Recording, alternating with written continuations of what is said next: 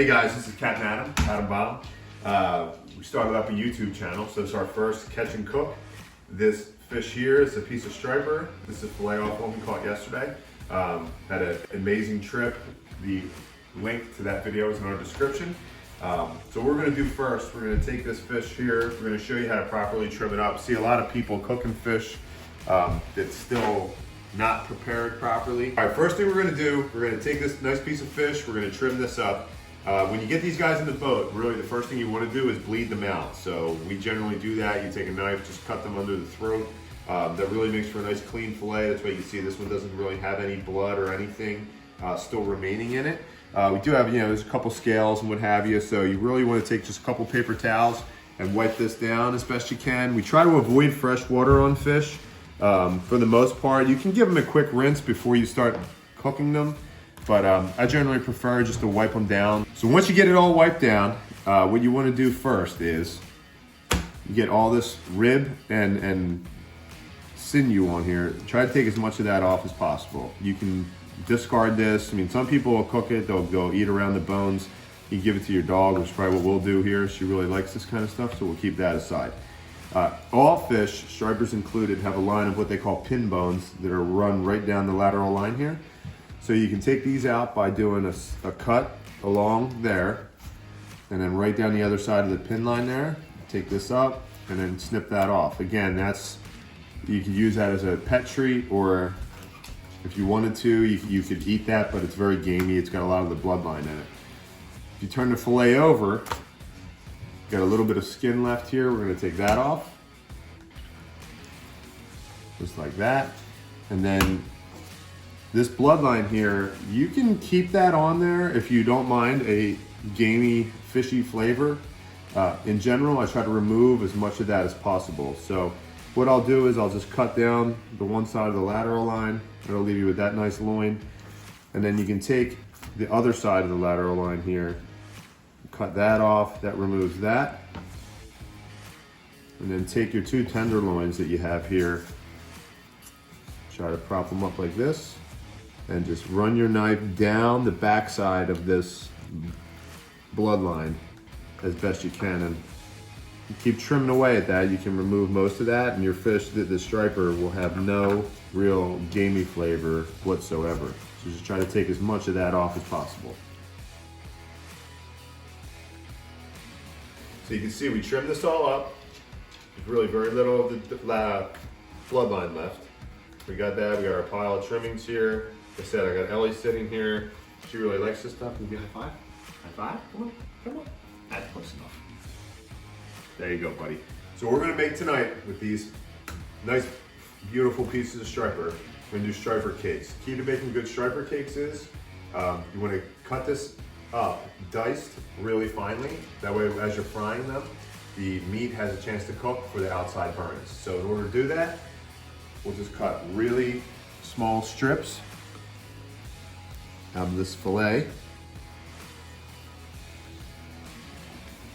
And then what we'll do is we'll take these small pieces of strip here and we'll just make a very fine dice. You almost want it the size of lump crab meat, maybe even a little bit smaller. Takes a little bit of time to do it, but once you get it done, it's well worth it. Like I said, it'll make it cook through before the outside of the cake burns. All right, we got our nice pile of diced up striper here. Now what we're gonna chop some veggies. In these cakes, I really like to get like a sweet onion, a white onion. The flavor's a little sharp, so yellow sweets are good. You could do multicolored peppers. You could do orange, yellow, green, red. Since it's Christmas season, we're gonna stick with green and red. Keep it with the season. So what we're gonna do, we're gonna get a nice fine dice on these. So we'll do the onion first.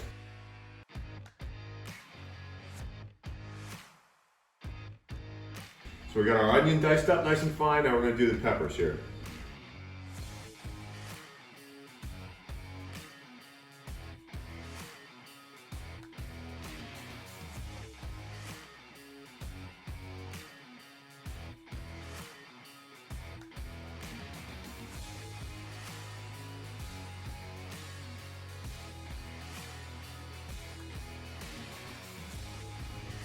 So just like with our fish, the key with the vegetables is a nice fine dice. You don't want anything too big.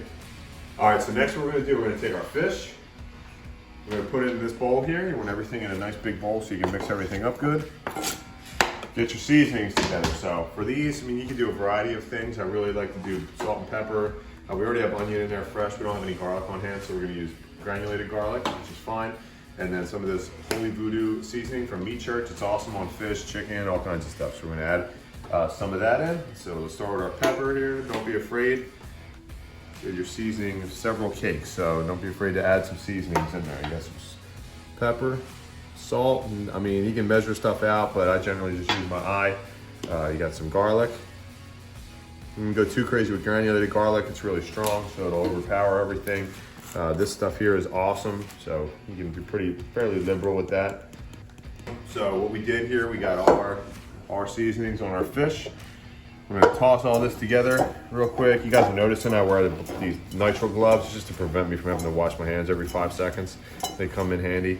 Get all that seasoning tossed around that fish. Now you wanna take the rest of your dry ingredients and put them in. So right here we have Italian breadcrumbs. Put maybe a half a cup, 3/4 of a cup of those in there. Then you wanna take a couple of lightly beaten eggs. You need to be able to have a binder for those breadcrumbs. We're gonna put those in there, and we'll take all those vegetables that we chopped up. All those guys are gonna go in. Get them, and then you wanna take one or two little tablespoons of mayonnaise here. Once we get all our stuff in there, you wanna give everything a nice mix. You wanna kinda like squeeze it together. Make sure that it'll stay together in a ball or a patty when you put it in a pan. But you can see they're sticking together pretty nicely. And then we'll take it to the next step. So we're gonna start making up these cakes here. So what we wanna do, get a nice handful of it. It's just like making a meatball. Take it. You don't want it to be too round though. You want it to be more flat. So you get it, make a nice ball, compress it into a little bit flatter shape. Boom, there's one right there. All right, so what we did here, we melted down a few tablespoons of butter. You always wanna use butter for your nonstick, not any of that processed garbage. So we're gonna take these cakes, we formed into patties. Make sure they kind of stay together. Lay them in a nice hot pan because you want them to get a nice crust on there. That'll help keep them together. You don't want to put them on super high because if you just put them on super high, they're going to burn before the inside cooks. Keep them on a nice medium heat. Get them flipped. Beautiful. You got that nice crust on there. It looks great. All right, here we go. These are a couple of our beautiful striper cakes, all done. Got a nice crust on both sides. Cut into those babies. You can see they're all cooked all the way through. That's the main thing with cutting everything small, and they are delicious. So give it a shot. You guys will really enjoy it. Get out there and catch some.